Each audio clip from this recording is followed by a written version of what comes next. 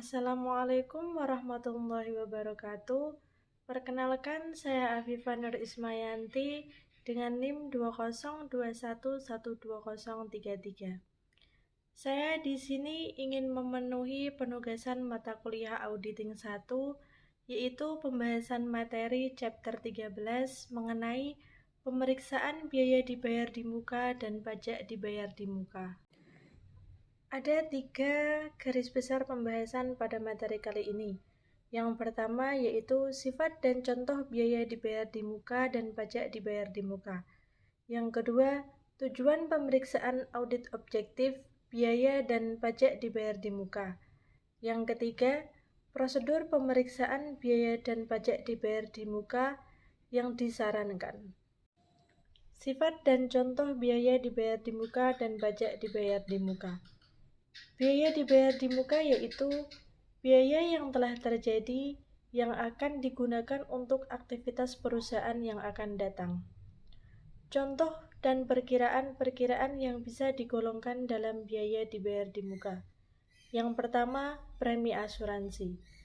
Yang kedua, sewa dibayar di muka untuk masa 1 tahun yang akan datang. Yang ketiga, biaya lain-lain dibayar di muka.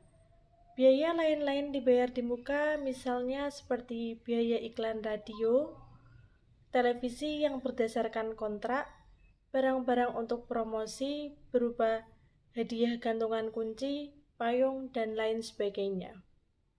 Selanjutnya ada pajak dibayar di muka. Pajak dibayar di muka adalah pajak yang dibayar oleh perusahaan setiap bulan atau dipotong, dipungut oleh pihak ketiga dan diperhitungkan sebagai kredit pajak di akhir tahun untuk pajak penghasilan dan di akhir bulan untuk PPN. Contoh dari pajak dibayar di muka yang pertama PPh pasal 22 yang dipungut dari impor barang. Yang kedua PPh pasal 23 yang dipungut dari bunga, dividen, royalti, dan manajemen fee. Yang ketiga, PPh pasal 25 yang dipungut dari setoran masa pajak penghasilan, dan yang terakhir PPN masukan, pajak pertambahan nilai yang dipungut oleh PKP atau pengusaha kena pajak. Tujuan pemeriksaan audit objektif, biaya dan pajak dibayar di muka. Ada 5 tujuan pemeriksaan audit objektif pada biaya dan pajak dibayar di muka. Yang pertama yaitu untuk memeriksa apakah terdapat internal kontrol yang cukup baik atas biaya dan pajak dibayar di muka. Ciri internal kontrol yang baik atas pajak dan biaya dibayar di muka. Yang pertama, setiap pengeluaran untuk biaya dan pajak dibayar di muka diotorisasi oleh pejabat perusahaan yang berwenang. Yang kedua, setiap pengeluaran untuk biaya dan pajak dibayar di muka didukung oleh bukti-bukti yang sah dan lengkap. Misalnya, polis asuransi, perjanjian sewa menyewa, kontrak untuk advertensi, surat setoran pajak, faktur pajak masukan, bukti pemotongan PPh 22, 23, dan lain-lain. Yang kedua, untuk memeriksa apakah biaya yang mempunyai kegunaan untuk tahun berikutnya sudah dicatat sebagai biaya dibayar di muka. Maksudnya di sini adalah auditor harus memeriksa apakah bagian yang belum expired atau mempunyai kegunaan untuk periode yang akan datang tidak dibebankan sebagai biaya, tetapi dicatat sebagai biaya dibayar di muka. Yang ketiga adalah untuk memeriksa apakah biaya dibayar di muka yang mempunyai kegunaan untuk tahun berjalan telah dibebankan atau dicatat sebagai biaya tahun berjalan. Maksudnya adalah auditor harus memeriksa apakah bagian yang expired sudah dibebankan sebagai biaya tahun berjalan. Keempat yaitu untuk memeriksa apakah pajak dibayar di muka didukung oleh bukti setoran atau pemungutan pajak yang sah dan lengkap sehingga bisa diperhitungkan sebagai kredit pajak akhir periode. Bukti pendukung sebagai kredit pajak. Bukti pendukung PPh 22 yaitu bukti pemungutan dari bank devisa dan PIUD atau pemberitahuan impor untuk dipakai. PPh 23 bukti pemotongan dari perusahaan yang membayar dividen, sewa, royalti, atau bank yang membayar bunga deposito atau jasa giro. PPh 25 buktinya yaitu SSP atau surat setoran pajak. PPN masukan, buktinya faktur pajak dari pengusaha kena pajak. Yang terakhir yaitu untuk memeriksa apakah penyajian biaya dan pajak dibayar di muka dalam laporan keuangan sudah sesuai dengan standar akuntansi keuangan di Indonesia. Biaya dibayar di muka yang mempunyai masa manfaat kurang dari atau sama dengan 1 tahun disajikan sebagai aset lancar, sedangkan yang masa manfaatnya lebih dari 1 tahun disajikan sebagai aset tidak lancar. Sedangkan untuk pajak dibayar di muka bisa disajikan sebagai aset lancar atau di-offset dengan utang pajak yang sejenis, atau pajak penghasilan badan atau pajak pertambahan nilai. Selanjutnya, prosedur pemeriksaan biaya dan pajak dibayar di muka yang disarankan. Prosedur pemeriksaan dibagi atas prosedur compliance test dan prosedur substantif test. Pembahasan prosedur pemeriksaan untuk substantif test akan dibagi dalam beberapa bagian, yaitu sewa dibayar di muka, premi asuransi dibayar di muka, biaya advertensi dibayar di muka, dan pajak dibayar di muka. Prosedur pemeriksaan untuk compliance test.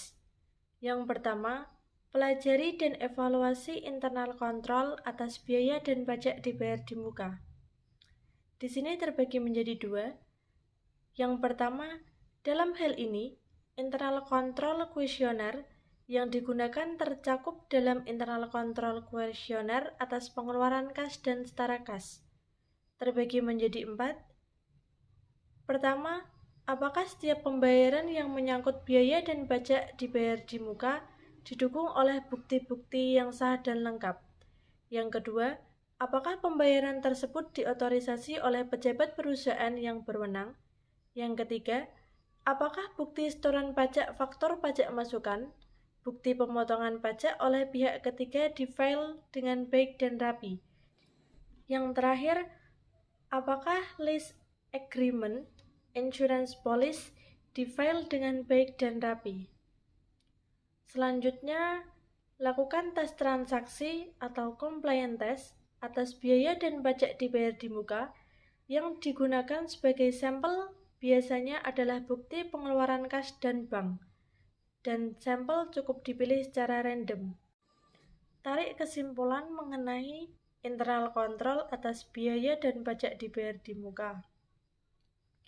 Jika dari tes transaksi auditor tidak menemukan sesuatu kesalahan, maka auditor bisa menyimpulkan bahwa internal control atas biaya dan pajak dibayar di muka berjalan efektif. Karena itu, substantif test atas perkiraan biaya dan pajak dibayar di muka bisa dipersempit. Prosedur pemeriksaan substantif sewa dibayar di muka. Ada 7 prosedur. Yang pertama, minta rincian atau schedule prepaid rent pertanggal laporan posisi keuangan atau neraca. Yang kedua, cek ketelitian perhitungan matematis atau mathematical actuary.